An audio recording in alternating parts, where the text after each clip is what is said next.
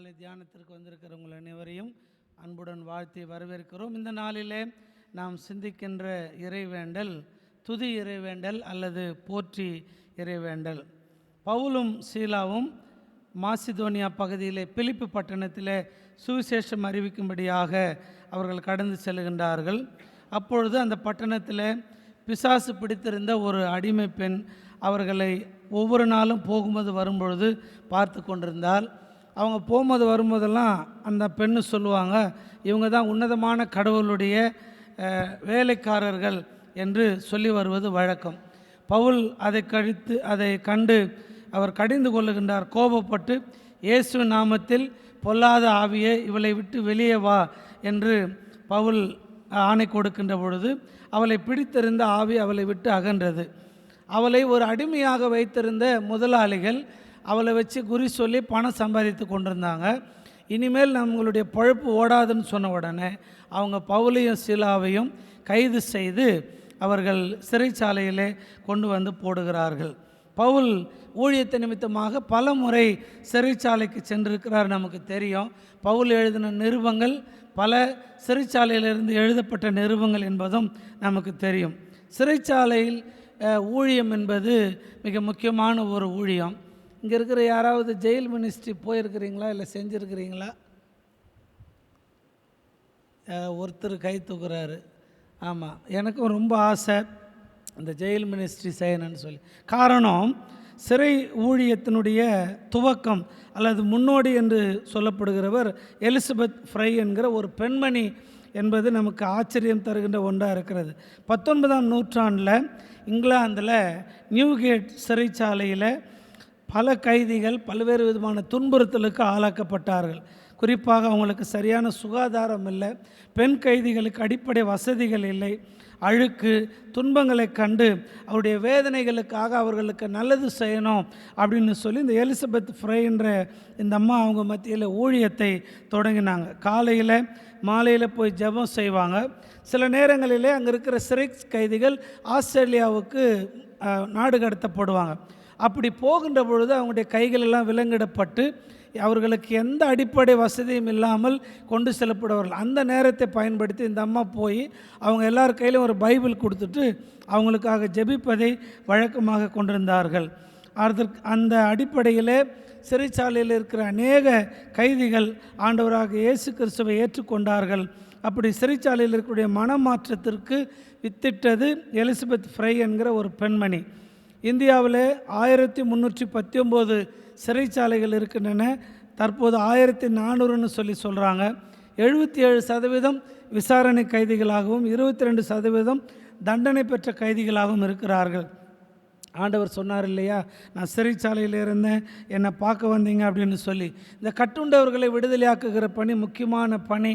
ஆகவே அதற்காக நாம் ஜெபிக்க அழைக்கப்படுகிறோம். இந்த நாளின் சிந்தனைக்கு நாம் வருகின்ற பொழுது, பவுலும் சீலாவும் இங்கே அடித்து சித்திரவதை செய்யப்பட்டு தொழுமரத்தில் மாட்டப்பட்டார்கள். எரேமியா 20:2 அப்போஸ்தலர் 16:24 படி இந்த தொழுமரம் என்பது கால்களை அந்த ஒரு மரத்தில் மாட்டிட்டு சில இடங்களிலே கைகளையும் கழுத்துகளையும் கூட அந்த மரங்களிலே மாட்டி வைத்து அவர்களை இரவு முழுவதும் அப்படி சித்திரவதை செய்கின்ற ஒரு கொடிய முறை. இங்கே பவுலும் சீலாவும் ஏற்கனவே அடித்து ட்ரெஸ் எல்லாம் அவங்கள உருவிட்டாங்கன்னு வாசித்தோம். இப்போ இந்த தொழுமரத்தில் கட்டி வைத்திருக்கிறார்கள். தாவீது சொல்கிறார் 34:1 சங்கீதத்தில், கர்த்தரை நான் காலத்திலும் சோத்தரிப்பேன், அவர் துதி எப்போதும் என் வாயில் இருக்கும். துதி என்பதற்குரிய எபிரேய பதம் எக்ஸிகிட்டா, அதாவது அக உணர்வுகளின் வெளிப்பாடு. என் சரீரம் துன்புற்றாலும் என்னுடைய உடலிலே வேதனைகள் இருந்தாலும் என்னுடைய உள்மனம் கர்த்தரை துதிக்கின்ற துதியில் எப்பொழுதும் நிறைந்திருக்கிறது. பவுலுக்கும் சீலாவுக்கும் பல்வேறு துன்புறுத்தல்களும் ஒடுக்குதல்களும் இருந்தாலும் உள்ளத்திலே கர்த்தரை துதிக்கிற துதி எப்பொழுதும் இருந்தது. ஆகையினால அவர்கள் தங்களுடைய உள்ளத்திலிருந்து உணர்வுகளாலே கடவுளை போற்றுவதை வழக்கமாக செய்தார்கள். அப்படி துதிப்பதனால என்ன நடந்தது? நடு இரவில் இவர்கள் ஜெபம் செய்து கடவுளை துதிக்கின்ற பொழுது அவருடைய கட்டுகள் அவிழ்ந்தது, பூமி அதிர்ந்தது, வலி வேதனைகள் எல்லாம் அவர்களை விட்டு அகன்று போனது என்று திருமறை சொல்லுகிறது. ஒருவேளை நாம் அந்த இடத்துல இருந்தால் என்ன பண்ணியிருப்போம்? அப்பா ஆண்டவருக்கு ஸ்தோத்திரம், எப்படியோ நம்ம கடவுள் எல்லாத்தையும் விடுதலை பண்ணிட்டாருன்ட்டு உடனே என்ன பண்ணியிருப்போம், அங்கேருந்து வெளியே ஓடியாந்திருப்போம். ஆனால் இங்கே பவுலும் சீலாவும் செய்கிற இந்த காரியம் நமக்கு ஆச்சரியத்தையும் அதிசயத்தையும் தருகின்ற ஒன்றாக இருக்கிறது. திருவள்ளுவர் சொல்கிறாரு, என் மகிழ்ச்சி பிறரை அழிவுக்கு வழி நடத்துமாயின் அப்படிப்பட்ட மகிழ்ச்சியை கைவிடுவதே மேல். 1330 குறட்பாக்கள் எழுதின திருவள்ளுவர் மிக அழகாக சொல்லியிருக்கிறார், நான் கொள்கிற மகிழ்ச்சி மற்றவங்களை அழிவுக்கு நடத்தினா அப்படிப்பட்ட மகிழ்ச்சியே எனக்கு வேண்டாம் என்று சொல்லி. மிகப்பெரிய ஒரு அற்புதம் நடந்திருக்கிறது. விடுதலை பெற்றவர்கள் தங்களுடைய விடுதலையின் வழி அடுத்தவர்களை அடிமைப்படுத்தக்கூடாது என்கிற நிலைமையில் அந்த சிறை காவலரோடு பவுலும் சீலாவும் பேசுகிறத இந்த இடத்துல நம்ம பார்க்குறோம். பவுல் சீலா அப்படின்னு இந்த பகுதி படிக்கும்போது இன்னொரு குறிப்பு, இந்த சீலா அப்படின்றது அநேகம் தர நம்ம பெண் அப்படின்னு நினைத்திருக்கிறோம். அப்படி அல்ல, அவர் ஒரு பெண் அல்ல, சைலஸ் என்கிற கிரேக்க பெயர் கொண்ட ஒரு ஆண் என்பதை நாம் புரிந்து கொள்ள வேண்டும். 2 விஷயம் இங்கே முக்கியமாக இருக்குது. ஒன்று, தாங்கள் தப்பி செல்ல தவறு செய்ய வாய்ப்பு கிடைத்தும் அற்புதம் நடந்தும் பவுலும் சீலாவும் தங்களுடைய பேராண்மையிலே அவர்கள் உறுதியாக நிற்கிறார்கள். அதாவது என்னன்னா, தங்கள் வாழ்வை தாங்களே எடுத்து கொள்ளுகின்ற ஒரு மேலாண்மை. அதாவது அவங்களுடைய செயலை, வெளியில் இருக்கிற நிகழ்வோ வெளியில் இருக்கிற எதுவுமே அவங்கள கட்டுப்படுத்த முடியாது என்பதற்கு இது முதலாவது அவர்கள் உதாரணமாக இருக்கிறார்.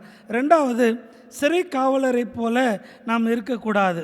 கைதி தப்பியிருப்பாங்களோ அப்படின்னு சொல்லி நினச்சி உடனே அவர் தற்கொலை முயற்சிக்கு முற்படுகிறதை பார்க்கிறோம். ஆமாம், ஒரு சின்ன வாழை பார்த்த உடனே அது பாம்பாக இருக்குமா, பாம்பு தான் அப்படின்னு சொல்கிறது. பிரச்சனை என்னன்னு தெரியாமல் ஐயோ அவ்வளோதான் எல்லாம் முடிஞ்சது அப்படின்னு நினைக்கிறது. அது பிளாஸ்டிக்காக இருக்கலாம், அது ஒரு சின்ன நாணல் கயிறாக இருக்கலாம். இந்த அவசர புத்தி நமக்கு கூடாது. சில நேரங்களில் உடனடி முடிவு, அவசர புத்தி, உடனடி விமர்சனங்கள் என்பது சிலருடைய வாழ்க்கையில் எதிர்மறையாக அமைகிறது. அப்படி தான் இந்த சிறை காவலர் கூட உடனே தன்னை மாய்த்து கொள்ள நினைக்கின்றார். உடனே தான் பவுலும் சீலாவும், நீர் உன்னை மாய்த்து கொள்ள வேண்டாம், நாங்கள் இங்கே தான் இருக்கிறோம் என்று சொல்லி அவரை விடுவிக்கின்றதை பார்க்கிறோம். இந்த நல்ல பண்பு அந்த சிறை காவலனுடைய மனமாற்றத்திற்கு வித்திட்டது. அன்புக்குரியவர்களே, சிறை வாழ்க்கை என்பது லேசானது அல்ல. சங்கீதம் 34:19 சொல்லுகிறது, நீதிமானுக்கு வரும் துன்பங்கள் அநேகமாக இருக்கும், கர்த்தர் அவைகள் எல்லாவற்றிலும் நின்று அவனை விடுவிப்பார். இந்த பவுல் சீலாவனுடைய இந்த செயல்பாடு அந்த சிறை காவலனுடைய சிறை இருப்பையே மாற்றினதை நாம் பார்க்கிறோம். கடவுளை துதிக்கிற துதி என்பது நம்முடைய சிறை இருப்பையே மாற்றும். ஜெயிலையே ரட்சிப்பின் கூடாரமாக மாற்றியது பவுல் சீலாவனுடைய துதியும் ஜெபமும். ஒருவேளை துன்பத்தில் கூட நாம் ஜெபிக்கிறவர்களாக இருக்கிற பொழுது கடவுள் நம்முடைய சிறையிருப்பையும் மாற்ற வல்லவராக இருக்கிறார். குடும்பத்தில், தனிப்பட்ட வாழ்க்கையில் பிரச்சனைகள் நம்மளை எழும்புகிற பொழுது பலர் இன்றைக்கு தனிமை சிறையில் வாடிக்கொண்டிருக்கிறார்கள், குடும்ப சிறையில் சிறைவாசம் அனுபவித்து கொண்டிருக்கிறார்கள். அப்படிப்பட்ட சிறைச்சாலைகளிலிருந்து வெளியிலே வருவதற்கு கடவுளை துதிக்கிற துதி நம்மத்தில் இருக்குமாயின் கடவுள் நம்முடைய வாழ்க்கையில் அற்புதங்களை செய்வார். கடவுளை துதிக்கின்ற துதி என்பது கடவுள் நம்மை விடுவிக்கின்ற பணியாக இருக்கிறது. நம்முடைய கட்டுகளிலிருந்து, மாம்ச கட்டுகளிலிருந்து, நம்முடைய வியாதி கட்டுகளிலிருந்து நம்மை விடுவிக்கின்ற ஒன்றாக இருக்கிறது. மீண்டுமாக, கர்த்தரை நான் எக்காலத்திலும் ஸ்தோத்திரிப்பேன், அவர் துதி எப்போதும் என் வாயில் இருக்கும் பொழுது.